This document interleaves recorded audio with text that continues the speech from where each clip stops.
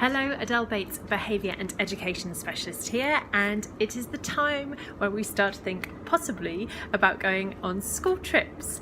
And with our students with challenging behavioural difficulties, this can be a little tricky sometimes. So in this vlog, I shall be looking at what you can do to prepare beforehand, what's really important and will help it go smoothly on the day, and what you can do afterwards to really celebrate the trip that you've had.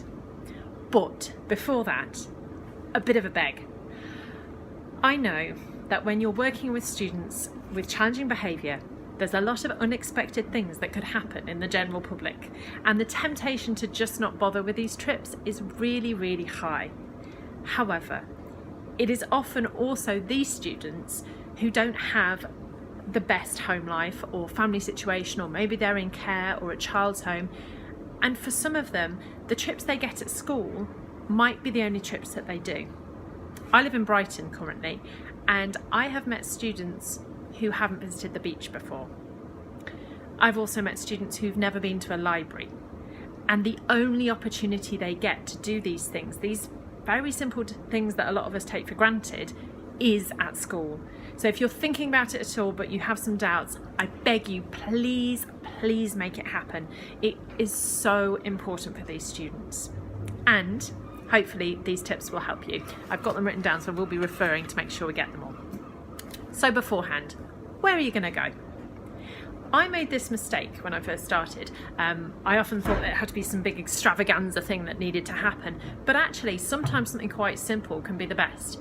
For some of our students, we just take them to the park and have a picnic. They might not have had that experience before. Or in Brighton, sometimes we take them to the beach. Maybe it's, as I said, the library. Simple things like that can be really effective and really keep your costs down as well. Also a good idea to try, if you haven't organised a trip yourself before, something really small and simple like that, just to get used to the whole process of school trips.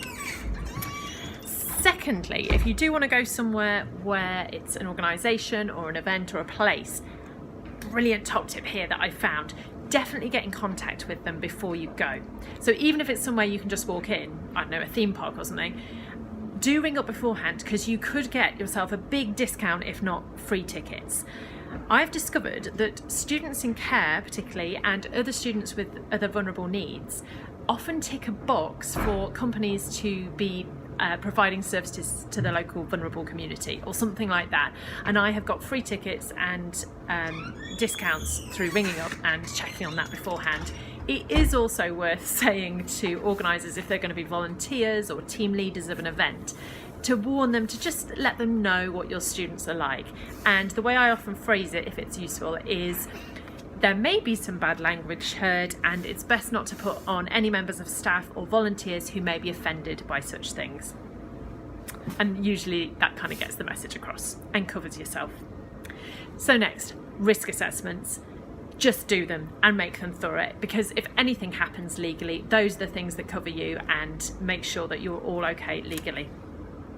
Staffing. So if you are a senior leader and you are delegating for this school trip, make sure that there are a mixture of different staff with different experiences.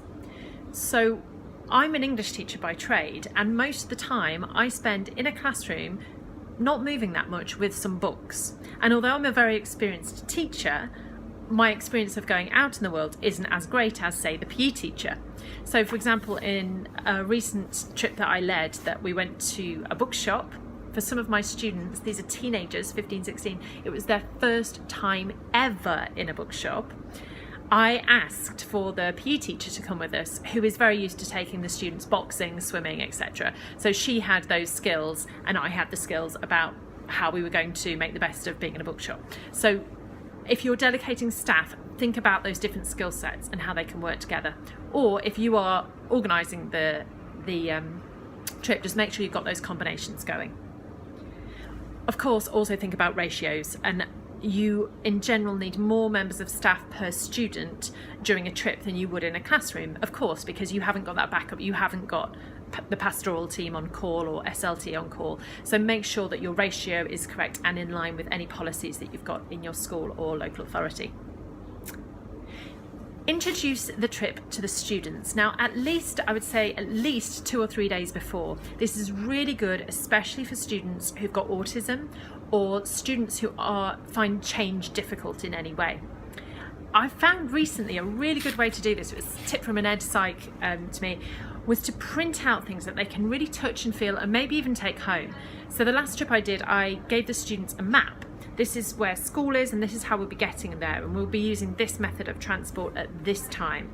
And then I got the venue to take pictures of, this is the bookshop, to take pictures of the different places the students were going to go so that they could visually prepare for where they're going. And it totally worked, because on the day when they walked in, the students were saying, oh look, we know we were in the right place because it's got that thing and this thing, and it worked really, really well. Also, make sure you know where toilets are, because that could be a massive trigger for some of your students. And the last little thing to just check, make sure you organise to have some food. Even if it's a short trip where it doesn't go over lunchtime, when students have a different routine and have different things going on, sugar dips and highs and lows can happen in all different places. So just make sure you've got an emergency snack, and perhaps don't tell the students about it, because they'll go in the first 5 minutes otherwise. Which brings us to on the day. So on the actual day, if at all possible, if you are leading this trip, try not to have anything important happening before you go, because with these types of students, I have discovered that often strange things go awry just before you're trying to leave. For example, a student's still at home in bed and hasn't quite made it into school, and I had to send a member of staff as an emergency to go in their car and pick the student up and bring them to meet us at the coach. Things like that happen. Account for it. Do not have the school governor, most important, sunshine, most important meeting just before you go on the trip. Leave yourself some time to deal with last minute emergencies. Which brings me on to contingency time in general. I don't know why, but on a school trip, it seems to take students double the amount of time to do anything than it would usually.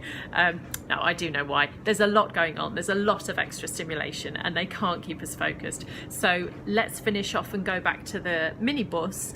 You know, in your head might take 2 minutes. In reality, has taken me 25 before, as I've had students who've refused to leave. So do allow contingency time.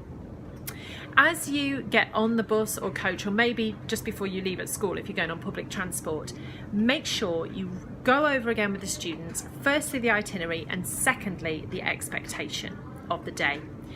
This, as much as possible, try and mirror it to your usual expectations at school. An example of this is phones. I say on trips, it's still school time, it's still lesson time, phones are not out. You know, adapt that to where your rules and regs and usual policy is, but make sure you have that verbal contract with them before you leave so you can refer to it if anything happens later on. The last point is really nice for on the day. Enjoy it. Things are going to go slightly awry. You might be embarrassed in public. That's going to happen. See if you can enjoy it. See if you can see it from the student's point of view as they experience things for the first time, and you're giving them that opportunity. So really celebrate it with them. It can be such a fantastic day, even when there are challenges. If there are challenges and very difficult things, then you'll follow your risk assessment. So for example, you've got as I said earlier, an additional amount of staff per student. So it might be that one student needs to be taken away by one member of staff for a timeout. If things get really serious, it might be that a call goes back home or to school, or in fact a student has to be taken back to school. But these will all be thought out in your risk assessment, hence why it's so important to do it. Final note on the day, photos. So if you are at a venue where there are people who are likely to want to take pictures for their records, make sure you let them know, if you've got any looked after children, that they should not be taking any photos. The way I work with this is I just say, please can no members of your staff take any pictures, we'll take pictures, and if you need some, ask us and we'll give you ones that are appropriate. So make sure you have designated a person to take the photos. And another top tip, make sure that's not the leader of the trip. Give that job to someone else. They don't need to do both. So after the event, absolutely celebrate it. Use those photos, put it in assembly, put it in the newsletter, maybe even put it in the local press if you can. I feel really strongly about this. There are so many negative stories about our teenagers, and I feel they are very discriminated against in the media in general. So anything you can do to put that positivity out there, to let them know that they're worth celebrating and that the experiences we had together are enjoyed, and that you enjoyed being with them in that space, all send fantastic messages to help them remember what a good time they had. When it gets to the end of year and there's the yearbooks, make sure you get the trip photos in there so that the students can remember happy memories with you and the school. I look forward to hearing about your school trips. Do let me know in the comments below, or get me on Twitter at Adele J Bates. That's Adele J Bates. And if you haven't already, sign up for my free video series, one for teachers and teaching assistants and one for school leaders and education leaders, looking at how we support these students with behavioural problems in general in our education system. I look forward to hearing more. Thank you. Bye bye.